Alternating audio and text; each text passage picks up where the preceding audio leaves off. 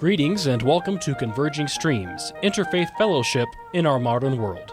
Our program is a production of the Muncie Interfaith Fellowship and the Unitarian Universalist Church of Muncie. This week's topic is Wisdom in Stories from the Congo. Please welcome Reverend George Wolfe and Dr. Yeno Matuka.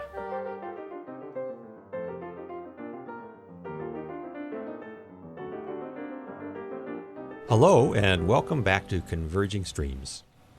Today, back by popular demand, is Dr. Yeno Matuka. Dr. Matuka has been with us before. Last time he spoke to us about African traditions, African religious traditions. And Dr. Matuka, first of all, it's nice to have you back. Thank you. I know there are, in every religious tradition, stories that convey morals and gems of wisdom. And I've heard that there are similar stories from the African tradition, from your background. Would you mind sharing a couple with us? Sure. We'll start with the story of a father and his son who decided to play hide and seek. The story is about them deciding what to do first to demonstrate that both of them had a good degree of wisdom. The belief is no matter how old you become, the father is always the father and the son will remain the son. They decided to go to play this kind of game. First, father said, "Why don't you start, you son?" And this is the hide and seek game. It's a hide and seek game. Mm-hmm. So the father disappeared for a second and got into a peanut. The peanut was quickly found by a rooster. The rooster picked it up and swallowed it without opening it. Now, is it the father that got in the peanut? It's the son. The son. The son was to be first, yes. Okay. Mm-hmm. So he got into the peanut, hiding in it, and a rooster picked up the peanut in the shell, just swallowed it as it was. And later on in the evening, a python swallowed the rooster.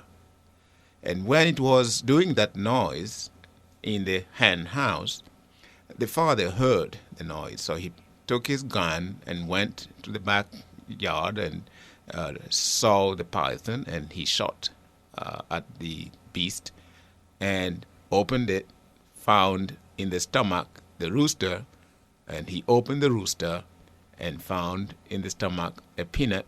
And he opened the peanut, and guess what he found? His son. He said, "Aha, here you are. You could not really hide deep enough." Still, it was pretty clever, though, right? It was quite clever, because how do you get into a peanut? That's the story. It's a secret, and nobody knows. But the father figured it out. The father figured it out. Now, let's see how the father is going to hide. Now it's the father's turn to hide. The father's turn to hide. The father said, "Tomorrow morning, we're going to go hunting." And the son said, "Fine." So around 4 o'clock in the morning, they went into the jungle and found a big antelope, a large antelope. We have some there that look almost like your elks here. And father shot at it. The animal actually died, and the problem was they could not cut it in the forest. When you go hunting and you kill an animal, especially an animal that big, you're supposed to take it back to the village for the whole community to enjoy. Mm-hmm. You have to share. They couldn't take it home. It was too big, so they decided that the father said, "You, son, go home and tell them that at least bring 3-4 very strong people to help us carry this big animal." The son went to the village, and before he got to the village, he heard that they were crying and something had happened. There were people going to and fro, and he said, "What's going on?" He asked one of them, "What's going on?" And they told him that his father had died. And he said, "No, it's impossible." His father had died. Right. He said. He said, "No, that's impossible." "How do you mean?"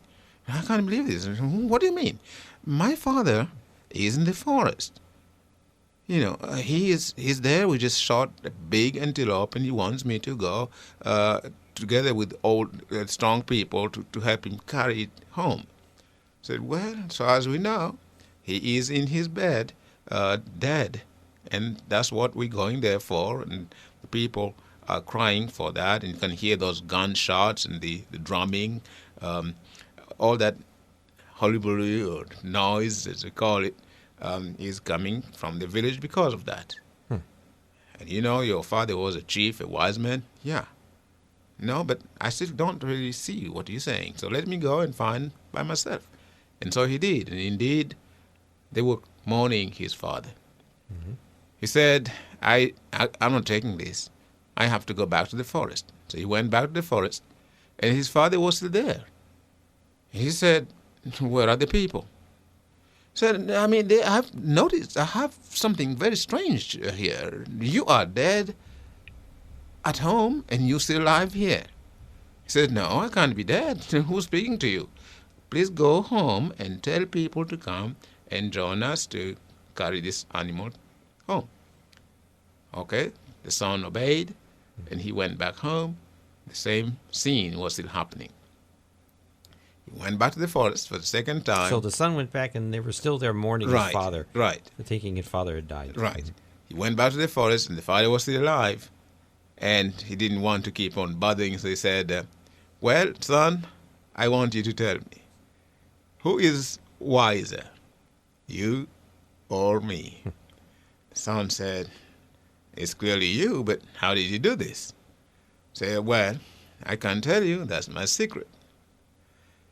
This kind of story is really not too far away from the story of the resurrection of the Christ. And how did he do that? We say it's a mystery. The mysteries are difficult to crack. We try to explain, sometimes doing our best. All the stories that have been told about Jesus, medical science, which may have proven that probably he wasn't dead. Well, it is a mystery, and the Almighty is more powerful, and he's been hiding a lot of things that we... Mysteries of the kingdom of God. Yes, exactly. We have a hard time piercing. And in the son, it was not the son to understand, only to appreciate. He was only there to appreciate. As I say, sometimes some questions are good to be asked, but you never find the solution because our lives are not long enough, or maybe our minds are not designed to explore and see everything that has been hiding around us. Revelations come from time to time, which is why you have those discoveries, the aha or whatever, what is it called?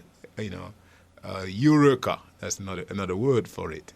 But it's definitely not easy. Research will help us find a few of the things that are hidden once again. But the ultimate answers remain a mystery. With the Almighty, the Creator.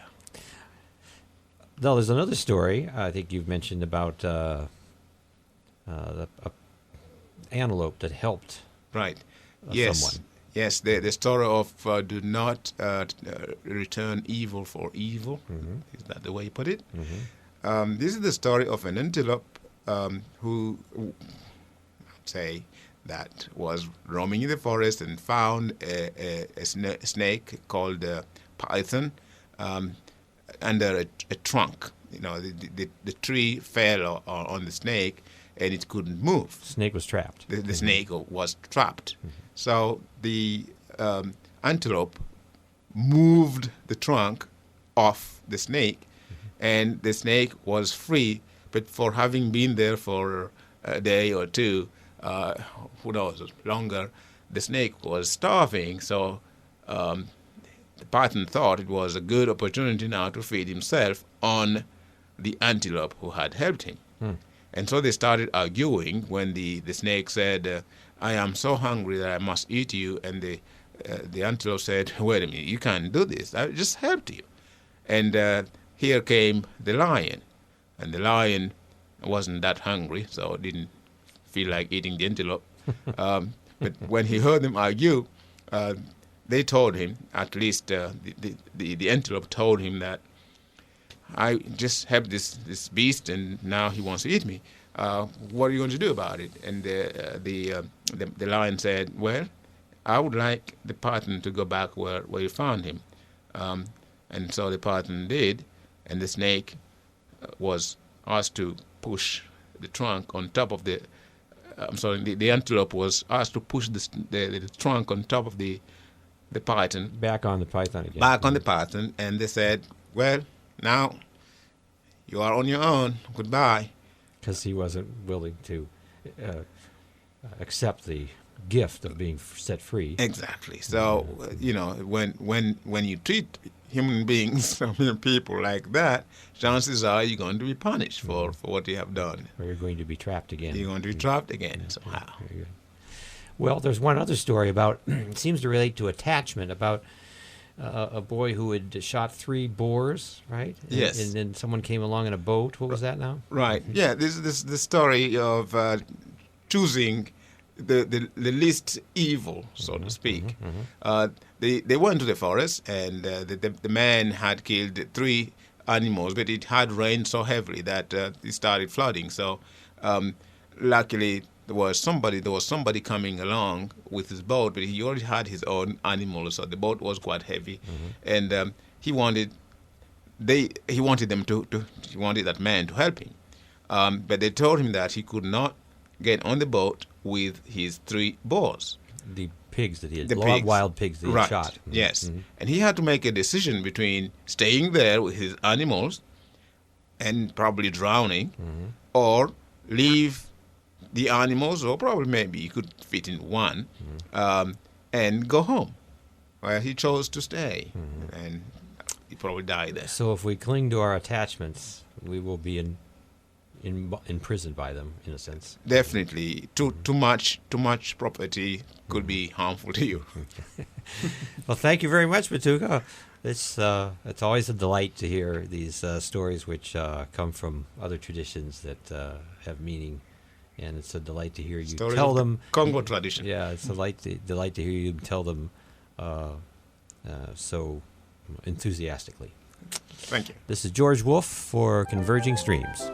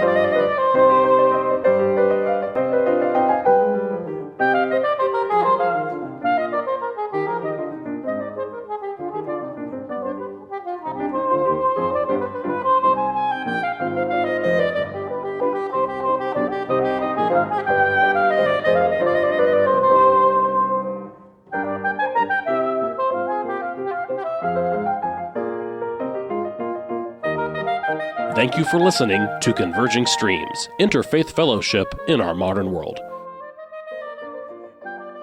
Our program is a production of the Muncie Interfaith Fellowship, with content and financial support from the Unitarian Universalist Church of Muncie and technical support from radio stations WCRD and Work FM. Most importantly, we thank you, our listeners and followers, for your support. To connect with Converging Streams, including listening to our entire catalog of past programs, getting our latest new content, and making your own contribution to this program, visit our website, convergingstreams.org. Converging Streams is produced by Tony Piazza, George Wolfe, and Thomas Perchlik. Thank you for listening and have a pleasant week.